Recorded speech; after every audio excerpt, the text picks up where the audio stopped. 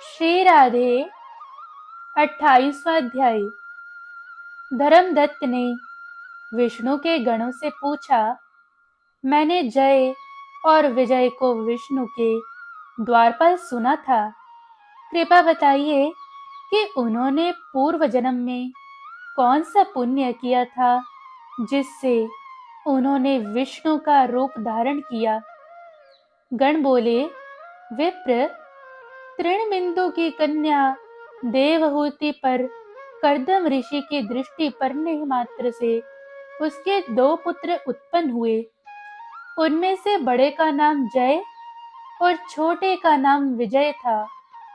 इसके बाद उसी देवहूति ने कपिल देव जी को जन्म दिया।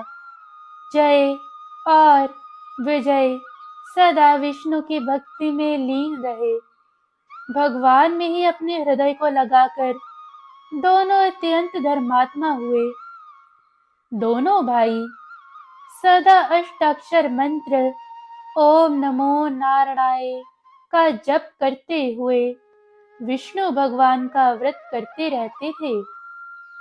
पूजा के समय विष्णु भगवान उन्हें साक्षात दर्शन देते थे। एक बार मरुत नामक राजा ने जय और विजय को यज्ञ में बुलाया। देवता और ऋषि इन दोनों का सम्मान करते थे। ये दोनों यज्ञ में गए। यज्ञ में जय को ब्रह्मा बनाया गया और विजय को आचार्य का स्थान दिया गया। दोनों ने मिलकर यज्ञ संपन्न किया। यज्ञ के अंत में स्नान करके मरुत ने उन दोनों को बहुत सा धन दिया। विष्णु के पूजन और भगवत प्रसन्नता के लिए उस धन को आधा आधा बांटने के बारे में दोनों में बहस हो गई। जय ने कहा, यह धन बराबर बराबर आधा आधा बंटना चाहिए।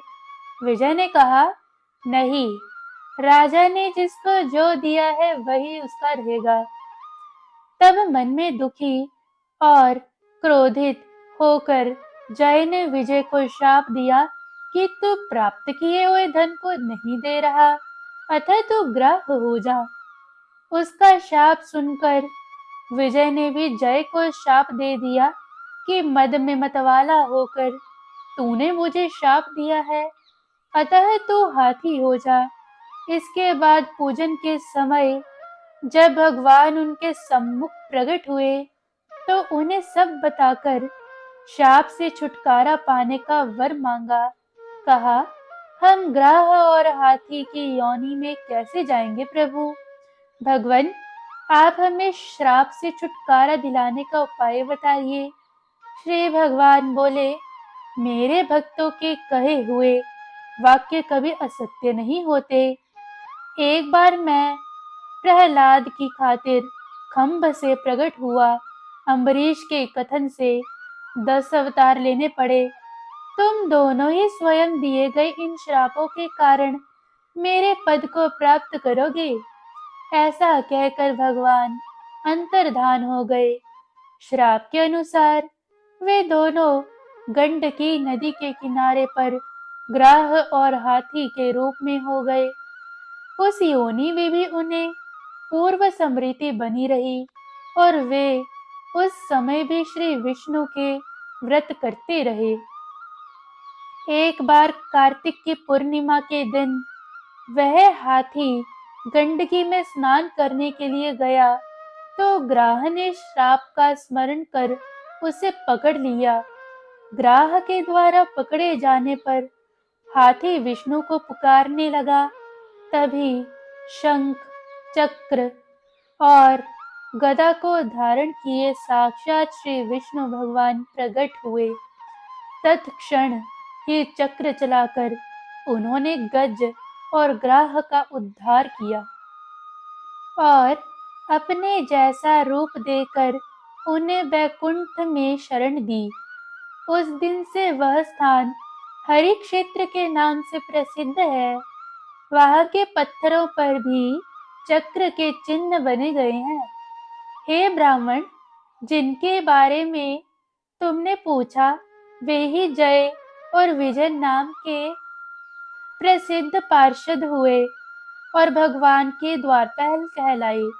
इसीलिए हे धर्मात्मा ब्राह्मण, तुम विष्णु के व्रत में लीन होकर क्रोध और घमंड को त्याग कर सब पर समान दृष्टि रखने वाले हो जाओ।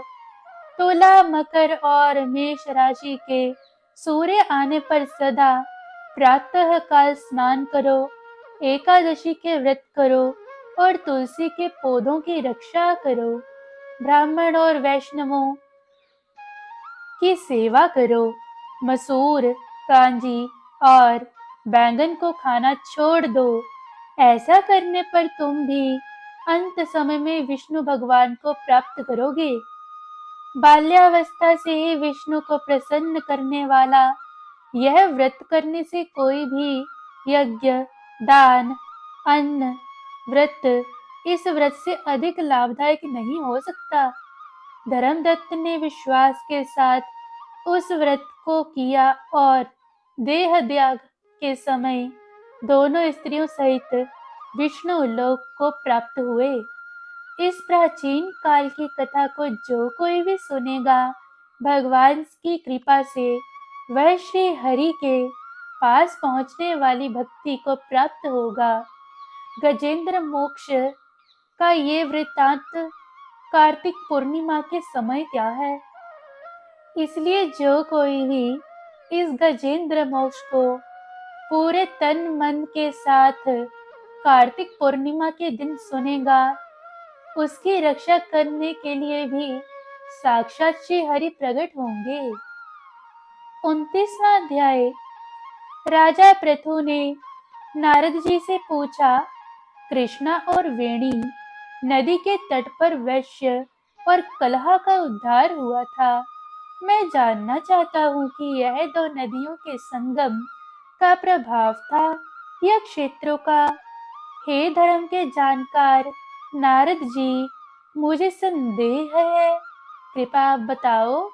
नारद जी ने कहा, कृष्णा तो साक्षात कृष्ण का शरीर ही है और वेणी महादेव का रूप है। दोनों के संगम के प्रभाव को ब्रह्मा जी भी कहने में असमर्थ है। फिर भी मैं तुम्हें उनकी उत्पत्ति बताऊंगा, तुम सुनो। चाक्षुष मनवंतर में एक बार देव पिता ब्रह्मा ने सहवा पर्वत की चोटी पर यज्ञ करने का निश्चय किया। वे यज्ञ का सामान इकट्ठा करके देवताओं सहित विष्णु और शिव के साथ पर्वत के उस शिखर को गए। भृगु इत्यादि मुनि लोगों ने ब्रह्म मुहूर्त में उनके दीक्षा विधान के लिए एक सभा का आयोजन किया। ब्रह्मा जी की पत्नी स्वरा धीरे धीरे आ रही थी। तब भृगु ने विष्णु से पूछा, विष्णु, तुम्हारे बुलाने पर भी स्वरा नहीं आई। मुहूर्त का समय निकला जा रहा है, दीक्षा विधि का कार्य कैसे होगा। श्री विष्णु भगवान ने कहा, जो स्वरा शीघ्र न आए तो गायत्री को ही दीक्षित करना चाहिए। क्या पुण्य कर्म में वह इनकी स्त्री नहीं है। भगवान रुद्र ने भी श्री विष्णु की बात मान ली। यह सुनकर भृगु ने गायत्री की ब्रह्मा के दक्षिणायन में बिठाकर दीक्षा विधि की। वे ब्रह्मा की दीक्षा का विधान कर ही रहे थे कि उसी समय यज्ञ के स्थान पर स्वरा आ गई।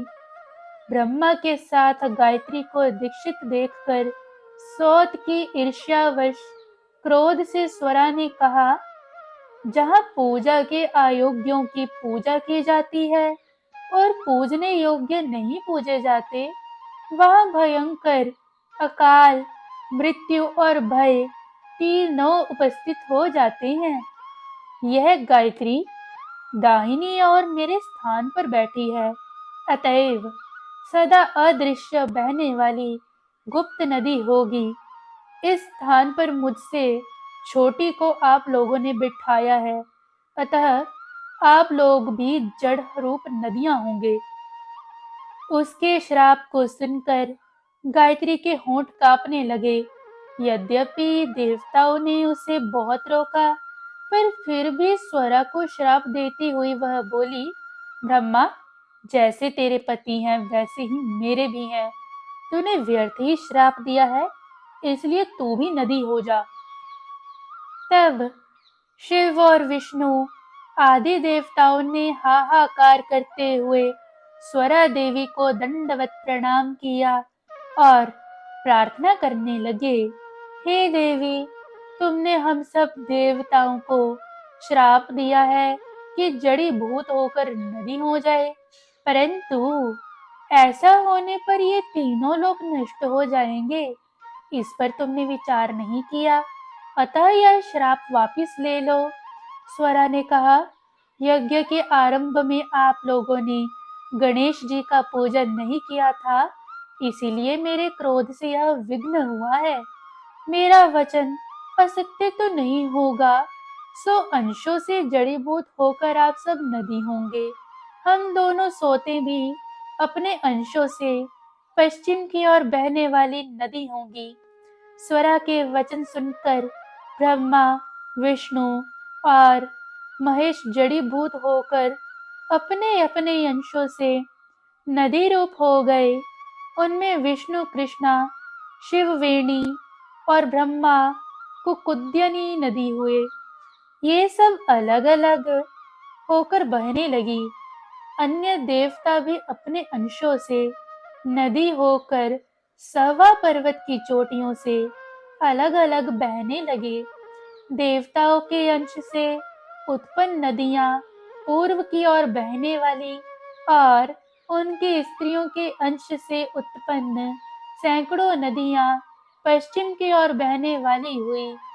गायत्री और स्वरा पश्चिम वाहिनी नदियां बहने लगी और उनका संयुक्त नाम सावित्री रख दिया गया। ब्रह्मा ने वहां यज्ञ के लिए विष्णु और शिव की स्थापना की। वे दोनों महाबल और अतिबल नाम से प्रसिद्ध देवता हुए। कृष्णा और वेणी नदी की उत्पत्ति का वर्णन जो भक्त सुनेगा या सुनाएगा, उसे उनके दर्शन और स्नान का फल प्राप्त होगा। धन्य है भारतवर्ष, जहाँ की नदियाँ कोई सामान्य नहीं है। यहाँ भी नदियों के रूप में देवता विराजमान हैं। इसीलिए आप सबसे मेरी प्रार्थना है कि किसी भी धार्मिक स्थान पर जाए और नदियों के स्नान करते समय ऐसा कोई दुष्कृत्य ना करे जिससे नदियों की पवित्रता का उल्लंघन हो। 30वां अध्याय। भगवान श्री कृष्ण कहते हैं, प्रिय, यह कथा सुनकर राजा पृथु के मन में बड़ा आश्चर्य हुआ। उन्होंने भक्ति पूर्वक देवर्षि नारद का पूजन करके उन्हें विदा किया। इसलिए माघ स्नान, कार्तिक स्नान तथा एकादशी, ये तीनों व्रत प्रिय मुझे बहुत प्रिय हैं। वनस्पतियों में तुलसी, महीनों में कार्तिक, तिथि में एकादशी तथा पुण्य क्षेत्रों में द्वारिकापुरी मुझे विशेष प्रिय है। जो अपनी इंद्रियों को संयम में रखकर इन सब का सेवन करता है, वह मुझे बहुत ही प्रिय होता है। यज्ञ आदि के द्वारा भी कोई मेरा ऐसा प्रिय नहीं हो सकता जैसा कि पूर्वोक्त चारों के सेवन से होता है।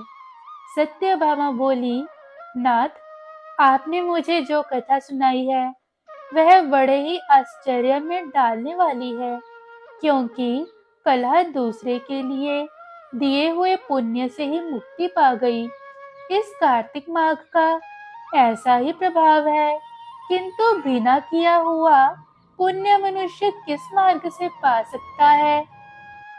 भगवान श्री कृष्ण ने कहा, प्रिय, सतयुग, त्रेता और द्वापर में देश, ग्राम और कुल भी मनुष्य के लिए किए हुए पुण्य और पाप के भागी होते हैं, परंतु कलयुग में केवल कर्ता को ही पुण्य और पाप का फल भोगना पड़ता है।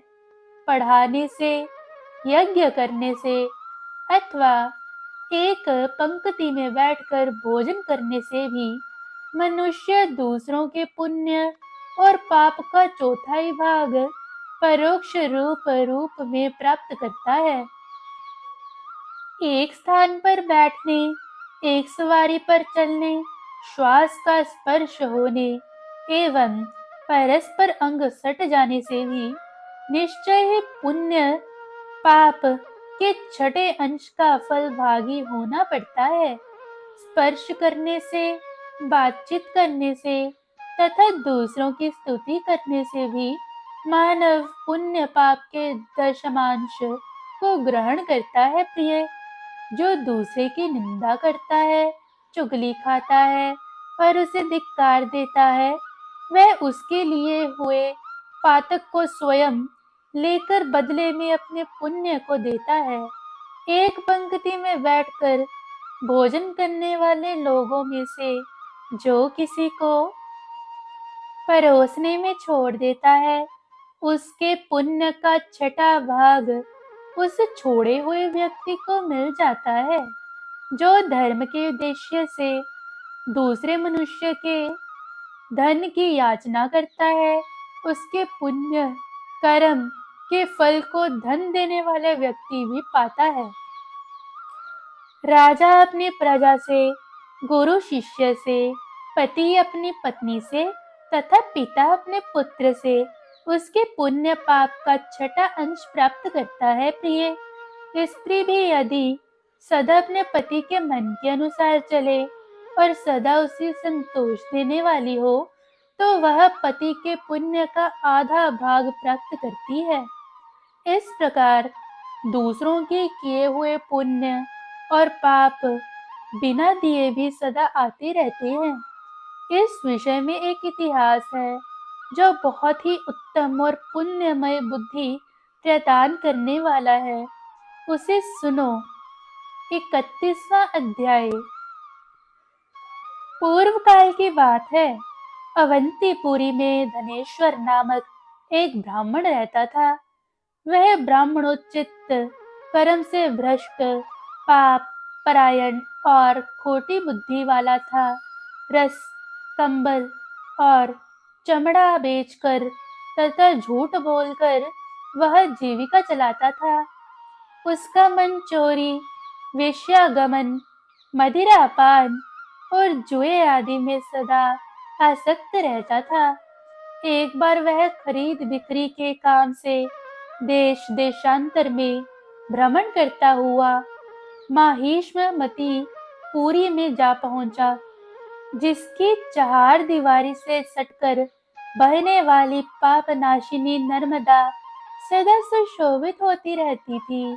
वहां कार्तिक का व्रत करने वाले बहुत से मनुष्य अनेक गांवों से स्नान करने के लिए आए थे। धनेश्वर ने उन सबको देखा। कितने ही ब्राह्मण स्नान करके यज्ञ तथा देव पूजन में लगे थे। कुछ लोग पुराने विधि अनुसार पुराणों का मन से पाठ करते और कुछ लोग सुनते। कितने ही भक्त नाच कूद कर श्री विष्णु को रिझाते। धनेश्वर प्रतिदिन घूम घूम कर वैष्णवों के दर्शन, स्पर्श तथा उनसे वार्तालाप करता था। इससे उसे श्री विष्णु के नाम सुनने का सुअवसर मिला। इस प्रकार वह 1 मास तक वहां टिका रहा। कार्तिक व्रत के उद्यापन में भक्त पुरुषों ने जो श्री हरि के समीप जागरण किया, उसको भी उसने देखा। उसके बाद पूर्णिमा को व्रत करने वाले मनुष्यों ने जो ब्राह्मण और गौओं का पूजन आदि किया तथा दक्षिणा और भोजन आदि दिए, उन सब का भी उसने अवलोकन किया। तत्पश्चात सूर्यास्त के समय श्री शंकर जी की और प्रसन्नता के लिए जो दीपोत्सर्ग की विधि की गई, उस पर भी धनेश्वर की दृष्टि पड़ी। धनेश्वर नर्मदा के तट पर नृत्य आदि देखते हुए घूम रहा था कि इतने में ही एक काले सांप ने उसे काट लिया। वह व्याकुल होकर पृथ्वी पर गिर पड़ा। उसे गिरा देख बहुत से मनुष्यों ने दयावश उसको चारों ओर से घेर लिया और तुलसी मिश्रित जल के द्वारा उसके मुख पर छींटे लेना आरंभ किया। देह त्याग के पश्चात घनेश्वर को यमराज के दूतों ने बांधा और क्रोधपूर्वक कोड़ों से पीटते हुए वे उस संयमिनी पुरी को ले गए। चित्रगुप्त ने धनेश्वर को देखकर उसे बहुत फटकारा और उसने बचपन से लेकर मृत्यु पर्यंत जितने दुष्कर्म किए थे वे सब उन्होंने यमराज को बताए। चित्रगुप्त बोले, प्रभु, बचपन से लेकर मृत्यु पर्यंत इसने कोई पुण्य नहीं किया। यह दुष्ट केवल पाप का मूर्तिमान स्वरूप दिखाई पड़ता है, अतः इसे कल्प भर नरक में पकाया जाए।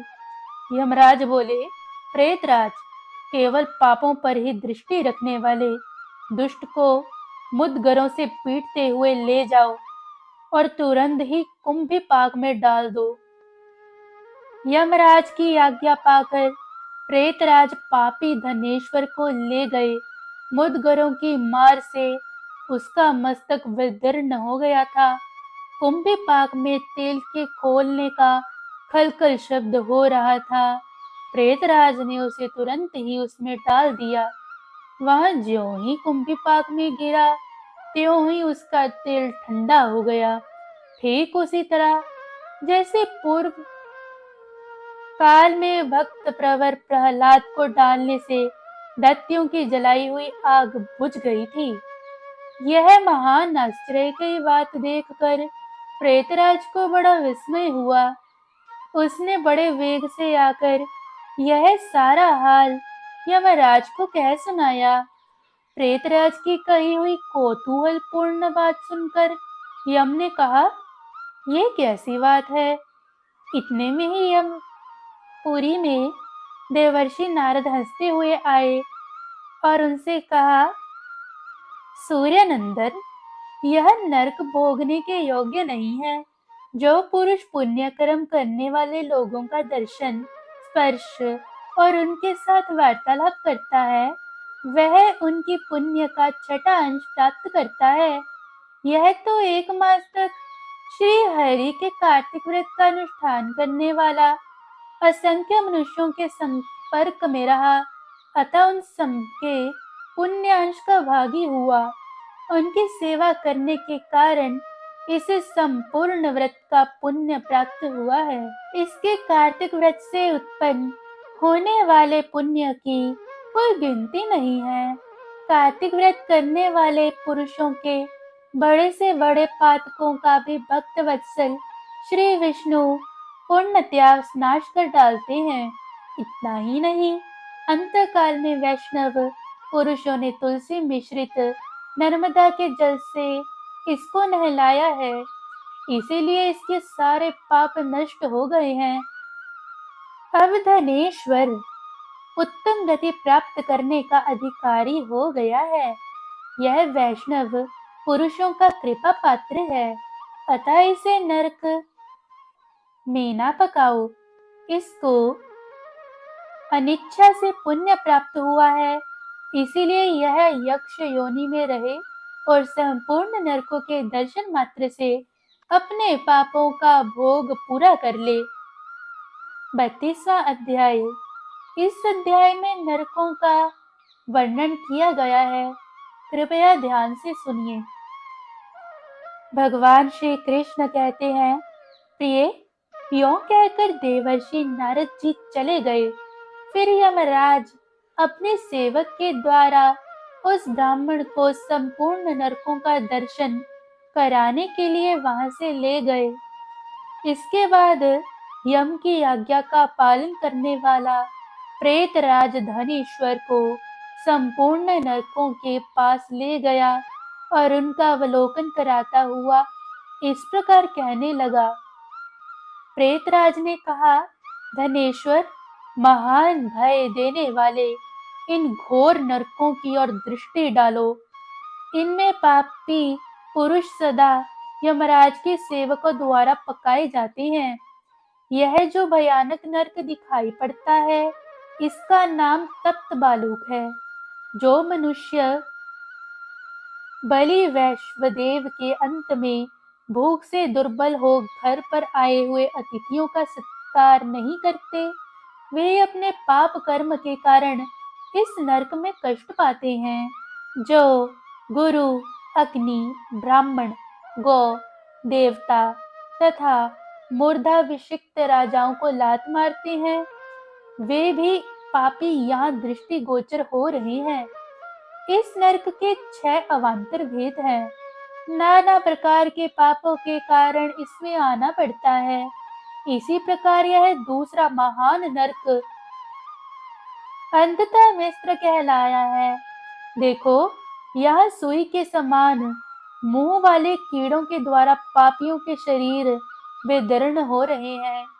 यह नरक भयानक मुख वाले अनेक प्रकार के कीटों से ठसाठस भरा हुआ है। यह तीसरा क्रकच नामक नरक है।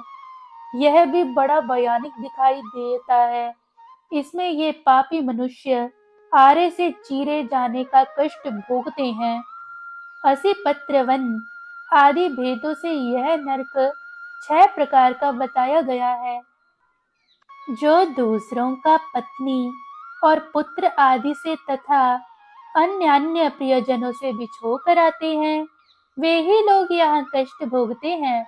तलवार के समान पत्तों से इनके अंग छिन्न छिन्न करे जाते हैं और इसके भय से ये इधर उधर भाग रहे हैं। देखो, ये पापी कितने कष्ट भोगते हैं और किस प्रकार इधर उधर क्रंदन करते फिरते हैं। यह चौथा नरक तो और भी भयानक है। इसका नाम है अर्गला। देखो, यमराज के दूत पापियों को मुद्गर आदि से पीट रहे हैं और ये जोर जोर से चीख रहे हैं। जो साधु पुरुष और ब्राह्मण आदि को गला पकड़कर या और किसी उपाय से कहीं आने जाने से रोकते हैं, वे पापी यमराज के सेवकों द्वारा यहाँ यातना भोगते हैं। वध और भेदन आदि के द्वारा इस नरक के भी 6 भेद हैं। अब 5वें नरक पर दृष्टिपात करो। इसका नाम है कूटशालमली। यहाँ जो ये सेमल आदि के वृक्ष खड़े हैं, ये सभी जलते हुए अंगारे के समान हैं। इसमें पापियों को यातना दी जाती है। पराई स्त्री और पराये धन का अपहरण करने वाले तथा दूसरों से द्रोह करने वाले पापी सदा ही यहाँ कष्ट भोगते हैं। यह 6ठा नरक और भी अद्भुत है। इसे रक्तपुए कहते हैं। इसमें रक्त और पीव भरा रहता है। इसकी ओर देखो तो सही, इसमें कितने ही पापी मनुष्य नीचे मुंह करके लटकाए गए हैं और भयानक कष्ट भोग रहे हैं। ये सब अभक्ष्य, भक्ष्य और निंदा करने वाले तथा चुगली खाने वाले हैं। कोई डूब रहे हैं, कोई मारे जा रहे हैं।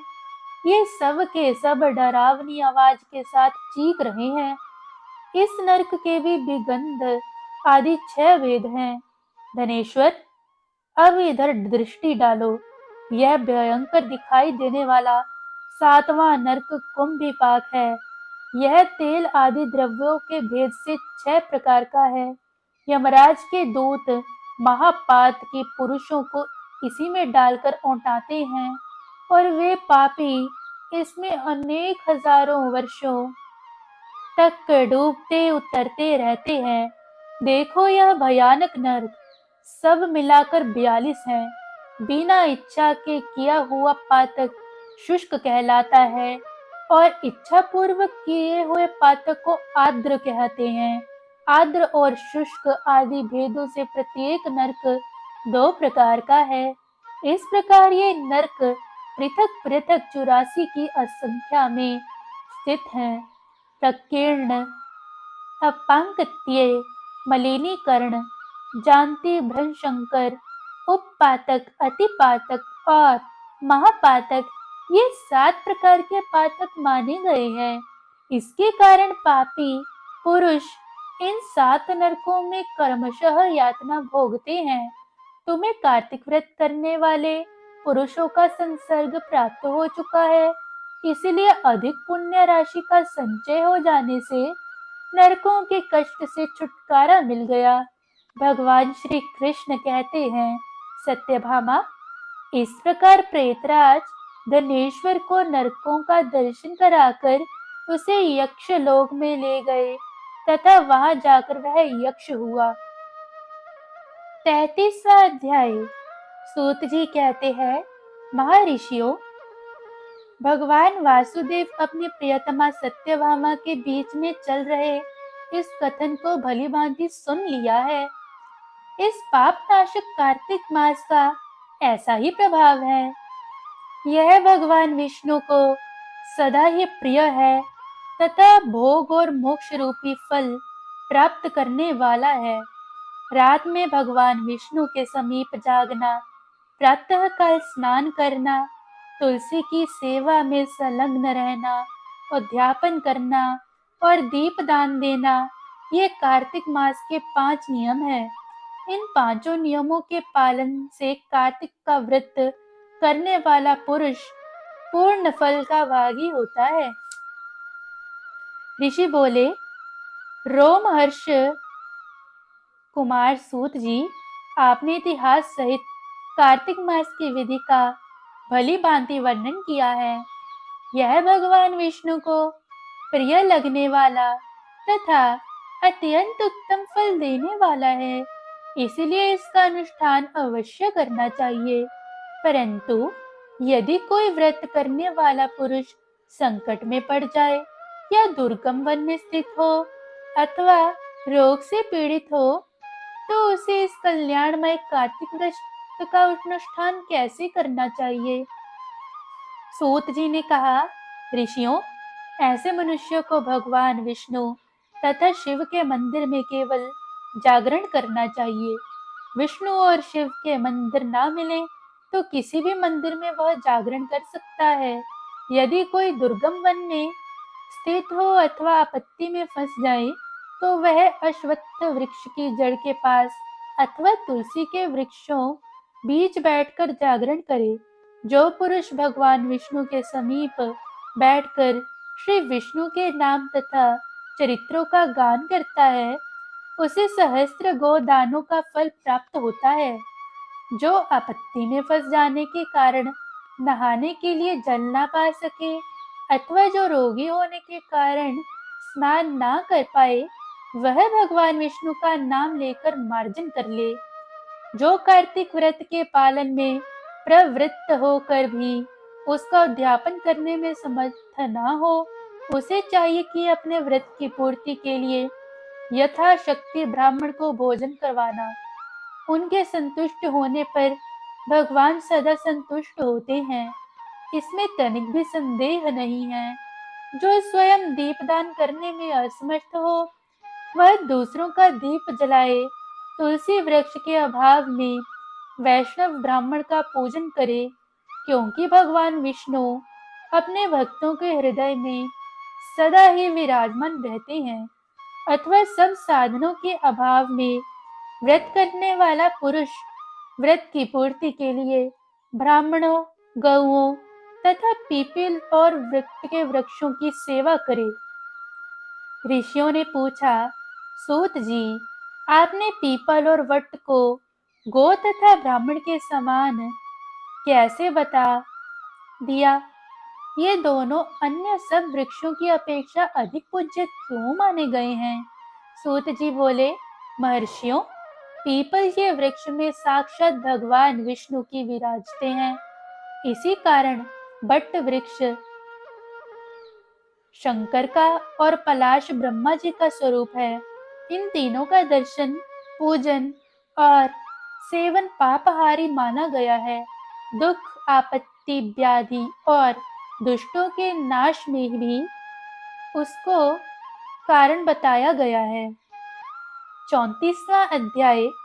ब्रह्मा जी ने कहा, पूर्व काल में एक दंभी तपस्वी पतिव्रता स्त्री के शुद्ध प्रभाव से पिता माता का पूजन देखने से कार्तिक व्रत का सेवन करने मात्र से उत्तम लोक को प्राप्त हो गया था। नारद जी ने कहा, भगवान, मैं मासोपवास की विधि और उसके फल का यथोचित वर्णन सुनना चाहता हूँ। ब्रह्मा जी ने कहा, नारद, जैसे देवताओं में भगवान विष्णु श्रेष्ठ हैं, इसी प्रकार संपूर्ण वस्तुओं में यह मासोपवास व्रत श्रेष्ठ है। अपने शरीर के बलाबल को समझकर मासोपवास व्रत करना चाहिए। आश्विन के शुक्ल पक्ष की एकादशी को उपवास करके 30 दिनों के लिए इस व्रत को ग्रहण करना चाहिए और उतने दिनों तक भगवान के मंदिर में जाकर तीनों समय भक्ति पूर्वक नैवेद्य, धूप, दीप तथा नाना प्रकार के पुष्पों से मन, वाणी और क्रिया द्वारा भगवान गरुड़ध्वज की पूजा करनी चाहिए। दूसरे का अन्न ग्रहण ना करे, परंतु स्वयं दूसरों को अन्न दे। व्रतस्थ पुरुष शरीर में उपटन लगाना, मस्तक में तेल मलना, पान खाना और चंदन आदि का लेप करना छोड़ दे। इसके सिवा अन्य निषिद्ध वस्तुओं का भी त्याग करे। गृहस्थ और देव मंदिर में रहकर व्रत का आचरण करें। यथोशक्ति विधि से मासोपवास व्रत पूरा करके द्वादशी में परम पवित्र भगवान विष्णु का पूजन करें, दक्षिणा दें। मासोपवास के अंत में 13 ब्राह्मणों का वरण करके वैष्णव यज्ञ करावें।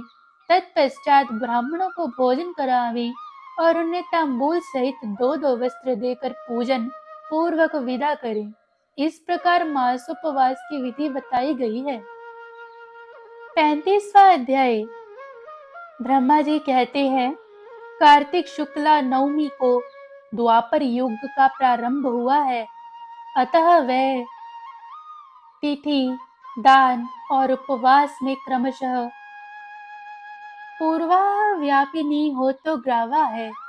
इसी तिथि को नवमी से एकादशी तक मनुष्य शास्त्रोक्त विधि से तुलसी के विवाह का उत्सव करे और उसे कन्यादान का फल प्राप्त होता है। पूर्व काल में कनक की पुत्री किशोरी ने एकादशी तिथि में संध्या के समय तुलसी की वैवाहिक विधि संपन्न की। इससे वह किशोरी वैधव्य दोष से मुक्त हो गई।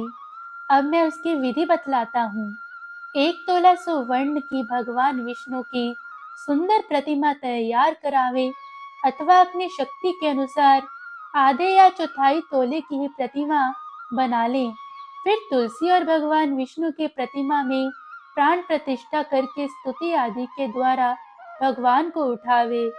पुनः पुरुषोक्त के मंत्र द्वारा षोडशोपचार से पूजन करें। पहले देश काल का स्मरण करके गणेश पूजा करें, फिर पुण्यावाचन कराकर नांदी श्राद्ध करें।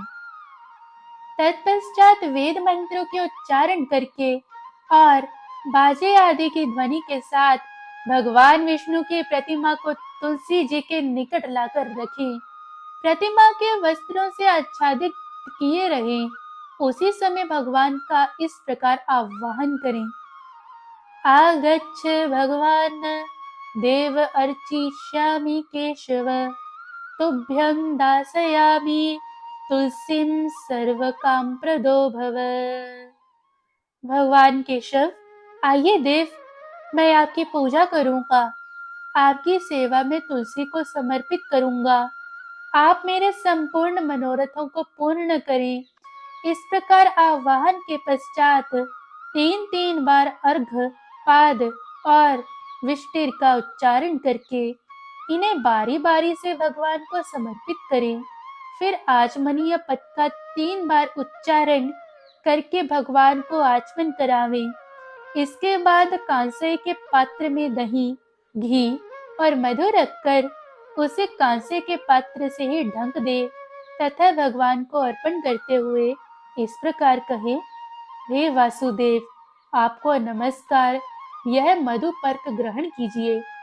तदनंतर हरिद्रा लेपन और अभ्यंग कार्य संपन्न करके गोधूली की बेला में तुलसी और श्री विष्णु का पूजन पृथक पृथक करना चाहिए। दोनों को एक दूसरे के सम्मुख रखकर मंगल पाठ करें। जब भगवान सूर्य कुछ कुछ दिखाई देते हों, तब कन्यादान का संकल्प करें। अपने गोत्र और प्रवर का उच्चारण करके आदि की 3 पीढ़ियों का भी आवरण करें। तत्पश्चात भगवान से इस प्रकार कहें, हे श्याम सुंदर, आपको तुलसी बहुत ही प्रिय है, अतः इसे मैं आपकी सेवा में समर्पित करता हूँ। मैंने जल के घड़ों से सींचकर और अन्य प्रकार की सेवाओं से अपने पुत्री की भांति इसे पाला पोसा और बढ़ाया है। आपकी प्रिय तुलसी मैं आपको दे रहा हूँ। प्रभु, आप इसे ग्रहण कीजिए। इस प्रकार तुलसी का दान करके फिर उन दोनों तुलसी और विष्णु की पूजा करें। विवाह का उत्सव मनाएं और सवेरा होने पर पुनः तुलसी और विष्णु का पूजन करें। अग्नि की स्थापना करके उसमें द्वादशाक्षर मंत्र में खीर, घी, मधु और तिल मिश्रित हवनीय द्रव्य की 108 आहुति दें। फिर सृष्टि कृत होम करके पूर्ण आहुति दें। आचार्य की पूजा करके होम की शेष विधि पूरी करें। इसके बाद भगवान से इस प्रकार प्रार्थना करें, देव प्रभु, आपकी प्रसन्नता के लिए मैंने यह व्रत किया है। जनार्दन, इसमें जो न्यूनता हो वह आपके प्रसाद से पूर्णता को प्राप्त हो जाए। तदनंतर भगवान का विसर्जन करते हुए कहे, भगवान, आप तुलसी के साथ वैकुंठ धाम में पधारे। प्रभु, मेरे द्वारा की हुई पूजा ग्रहण करके आप सदा संतुष्ट रहें। इस प्रकार देवेश्वर विष्णु का विसर्जन करके मूर्ति आदि तथा सामग्री आचार्य को अर्पण करें। इससे मनुष्य कृतार्थ हो जाएगा। इति कार्तिक महात्म्ये संपूर्ण।